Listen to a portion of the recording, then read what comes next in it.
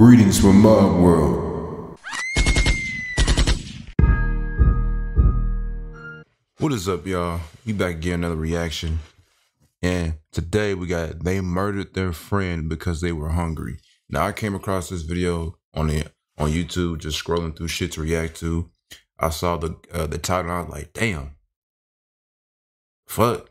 So I had to react to this. Without further ado, like, comment, and subscribe. Let's jump right into it. Gang, gang. On the 20th of January 2009, Ekaterina Zinoveva returns home from work to see her housemate Maxim Golovastik and his friend Yuri Mozanov hungover watching TV.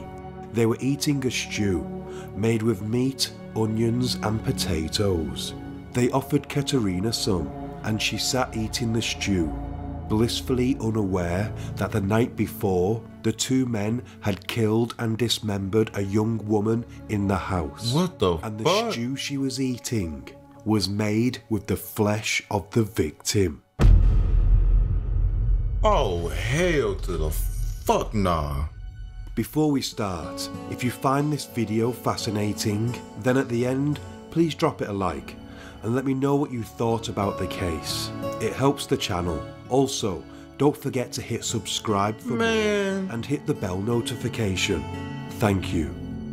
Karina Budichan, a young woman raised by a single mother, had always harboured a deep passion for the performing arts, and she worked tirelessly to attend a theatre school and perform in various productions. She also had an interest in writing, pouring her heart into poetry and short stories. She confided in her friends of her desire to attend a renowned theatre school in Russia and make her way to the United States with the goal of becoming an actress. With her love of the arts, it comes as no surprise to learn that she was also heavily into music, specifically heavy rock music. I'm sorry, y'all. I'm still stuck on that shit. They killed her, cut up her body, and ate her. Oh my god, bro. That's disgusting. What is with niggas and fucking body parts and eating it? You niggas is weird, bro. She delved further into this world and attended more gigs. At the age of 15, she met a young man named Maxim. He already look weird. 19. He look weird. Maxim became a fucking big weirdo. influence on Karina, and she began to dress like him, listen to the same music, and secretly began to fall in love with him. However, at the time they I don't met, trust people who look like Maxim this. had a girlfriend, and he did not reciprocate Karina's feelings of love. They remained friends and continued to attend concerts Niggas together. a fucking weirdo. Karina's mother, Nadia, had met Maxim during this time, and she said, "Karina told me about him. I tried to warn her off because he seemed to play with her emotions. He was too old for her, and he gave me the creeps." Life was good for Karina. She had hope for the future. She was discovering the world, and she was making new friends. Until the 19th of January 2009, the day of her Jesus disappearance. Christ, dude. Karina had a typical school day.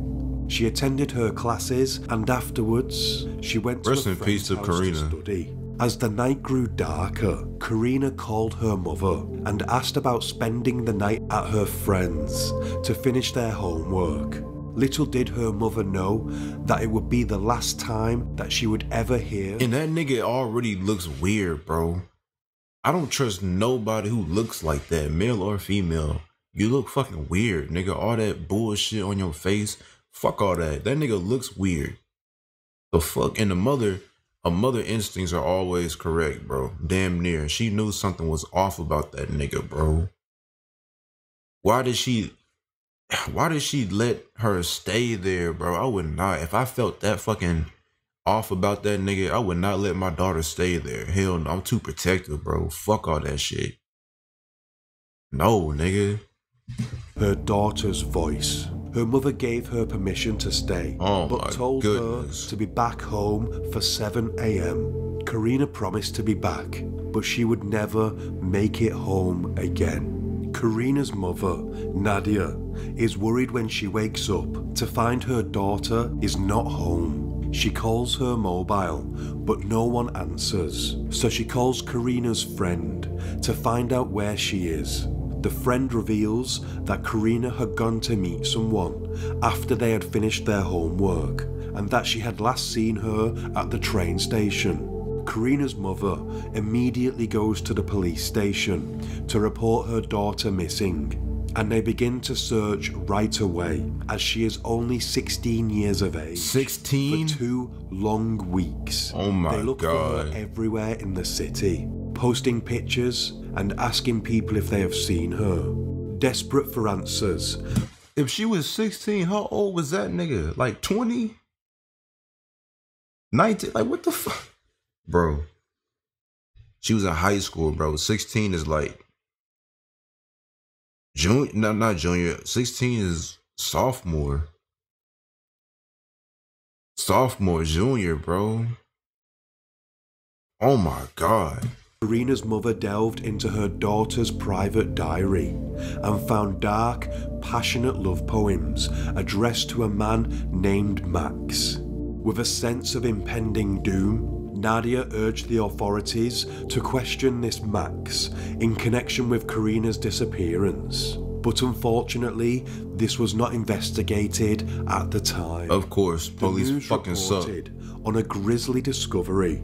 The remains of a girl were found discarded in a garbage dump, her identity unknown. But as the forensic team delved deeper, the horrifying truth emerged. It was Karina. The once bright young girl had been brutally dismembered and her body discarded like trash. The cause of death, determined to be drowning, was only the beginning of the nightmare. The precise cuts on her body were made with a practiced hand and suggested the killer must have some expertise, possibly a butcher.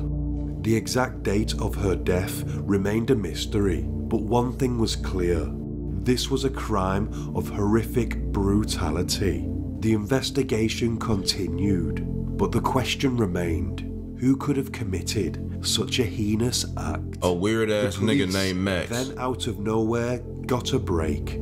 A young woman called Katerina Zinovaya said that Karina had been round her house the night of the disappearance. Her testimony to the police was like the missing puzzle piece they had been searching for. As she recounted the events, the officers listened intently, hanging on her every word. She said there had been a small house party with a few friends. Her housemate Maxim and his friend Yuri was there. There were also 2 other people at the party. They had been drinking for some time and were all intoxicated. This is disturbing, I ain't gonna lie. At some stage, Maxim... I mean, look at this nigga. Look at this nigga. Who in the fuck would... I would shoot this nigga. I'm not even gonna lie to you, bro. If this nigga came up to me and startled me, I would've beat that nigga ass. If I had a gun, shoot him, had a knife, I would stab him in his fucking eye, nigga. I'm not even gonna lie to you, bro.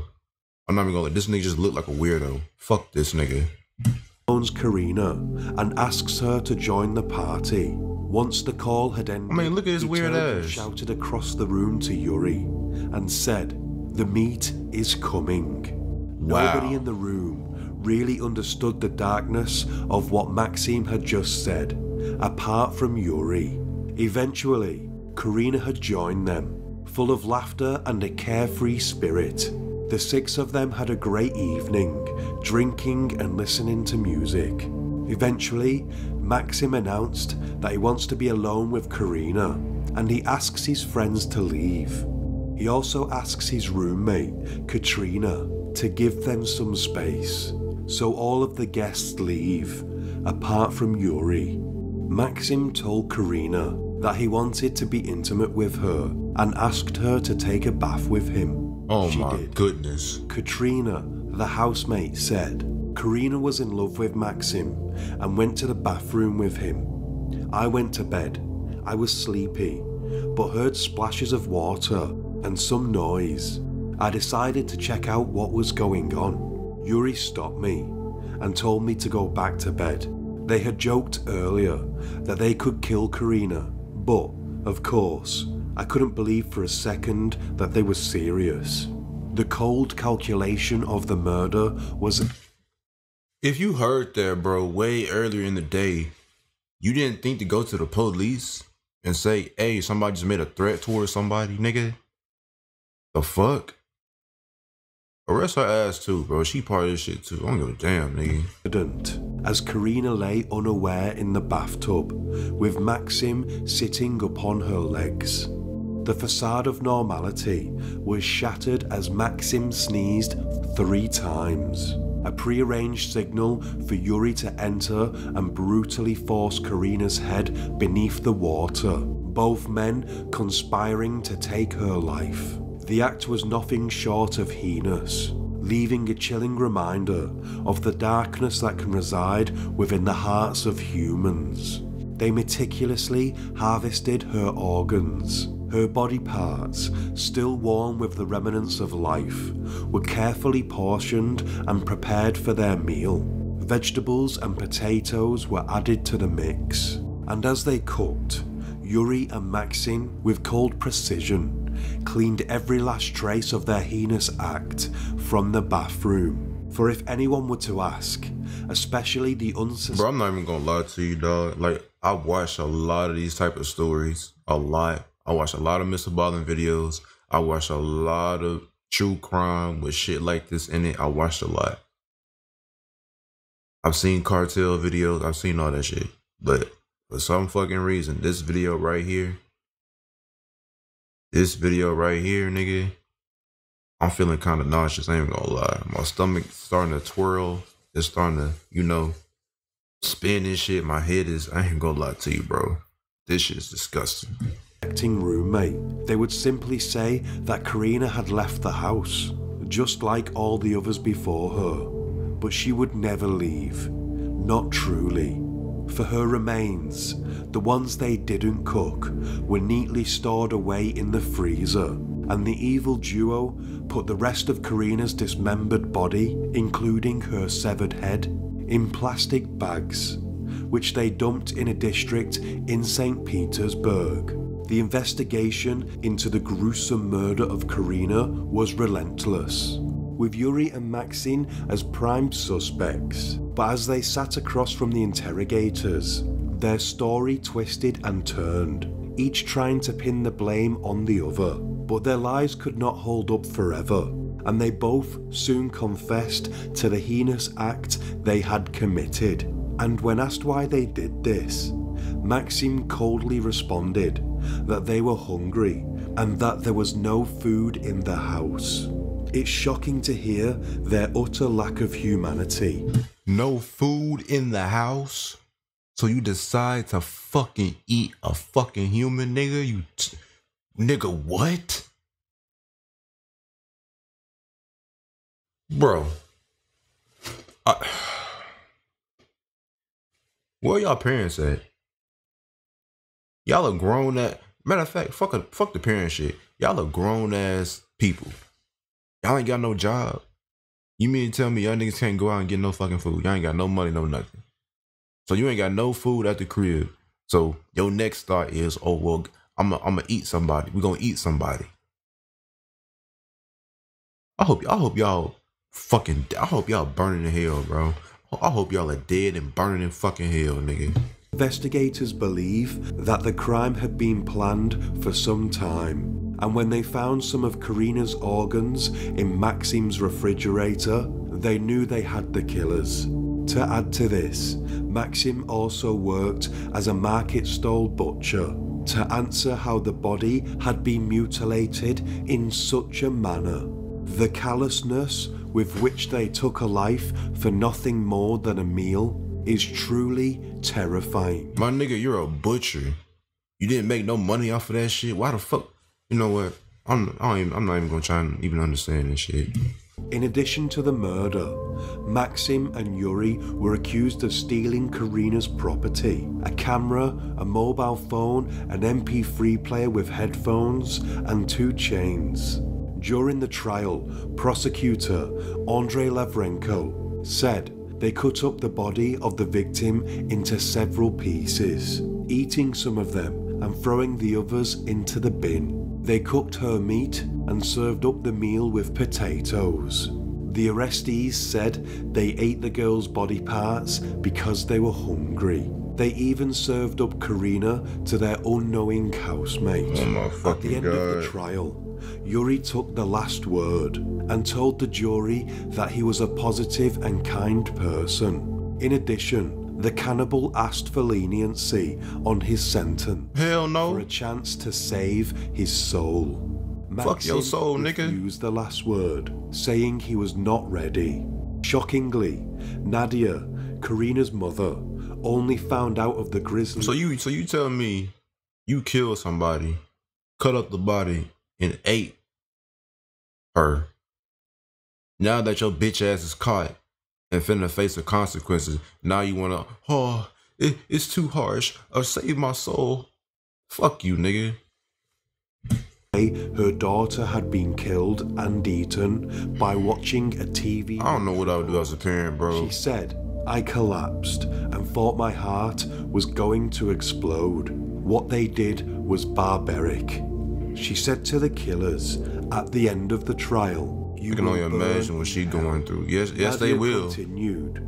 They were oblivious to the pain they caused. When they murdered Karina, they killed my hopes for the future. Now I cling on to an image of her laughing and joking. They were so calm and matter of fact as they told how they killed and cooked her.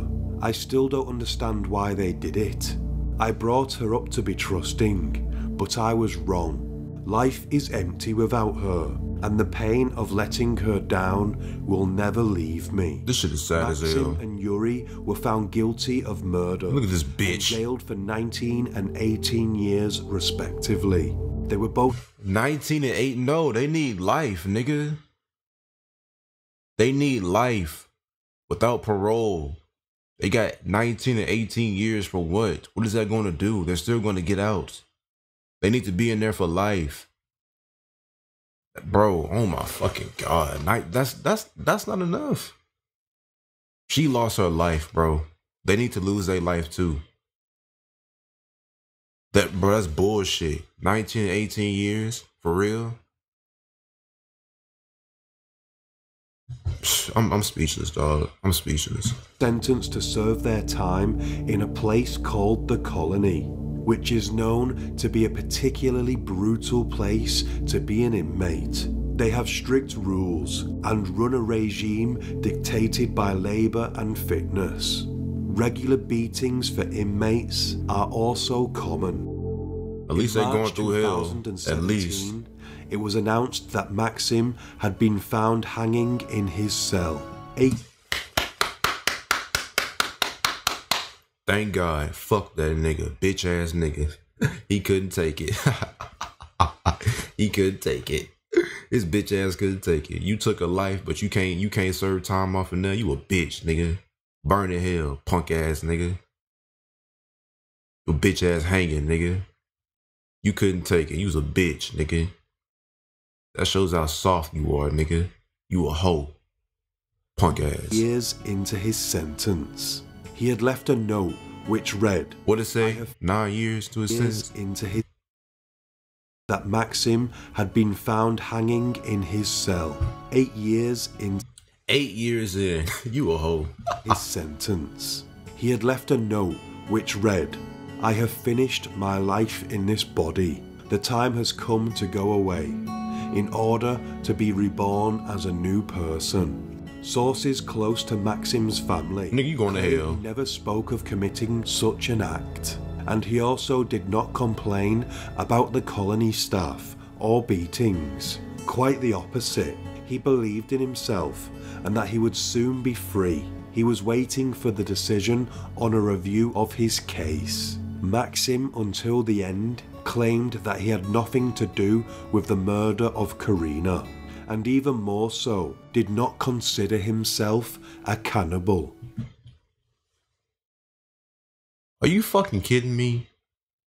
Yeah, you deserve to be in hell. You deserve every second of getting beat. You deserve hell, all that shit.